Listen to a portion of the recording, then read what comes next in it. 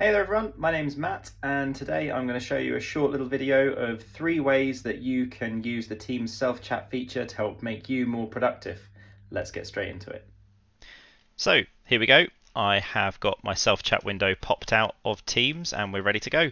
The first item of these three is loop components in your self-chat. This is probably the most powerful thing in the whole video, so you don't have to watch 3 or 4 minutes of me waffling on, but here we go. What is a loop component? So a loop component is an item that can be edited inline in a chat. So for example, we've got bulleted lists, discussion topics, numbered lists, paragraphs, tables, and task lists.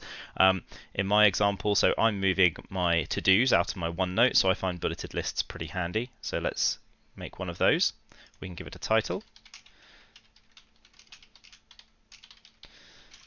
There we go. And in this to-do list, I might have, say, send connection requests on LinkedIn, like something. Let's just say those are my things to do today, for example. If I then hit the send loop component down here, that will create this loop component in line with the chat. Now the beauty of this is I don't have to click up here and click edit like I would do on a normal message. I can just edit it in line, just click and go. So I can add something here, maybe delete something, and there you are. You can just start editing away. This is really handy because you don't need to leave Teams to go into OneNote and have multiple places that you're looking in order to get stuff done. You can just get everything done in the Teams client, and I think that's kind of the way Microsoft are going, maybe, in terms of trying to keep people invested in that Teams ecosystem and stop them from jumping from one application to another throughout their day.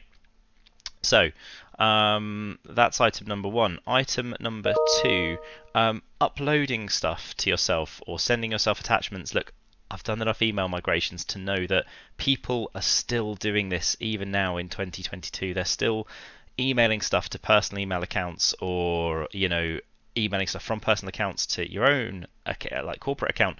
You don't need to do that. You can just go into your Teams client, right, on your bring your own device or on your corporate device, and then just attach whatever it is that you need into your self chat, and it'll be there in Teams. You don't need to drag it out of Outlook and put it in somewhere else. You can just have it right there, and it's handy. So it's a really cool little time saver for people that do still do that, even though hopefully they're few and far between now. The last thing is that you can use this to check your copy when you send stuff, and what I mean by that is, let's just say that you're sending a message to someone who works out on the road or in the field a lot. They might be using a mobile device. You're not sure how the message is going to display. You can type something into the self chat. So here is something I want to send, blah blah blah blah. Now, if these were really long, chunky paragraphs and I'd used lots and lots of words to describe stuff, whilst it displays absolutely fine in here on my PC, it might not display particularly well on someone's mobile device. So what you could then do is pick up your mobile phone, open up the Teams client, open your self chat, and see how it displays. Is it easy to read? Is it something that you would want to try and read squinting on your small screen? If not, then you might want to edit your copy, use some different words, or it's just a good way of proofing what you're sending if you know that that person might be on a device that isn't their computer, as an example.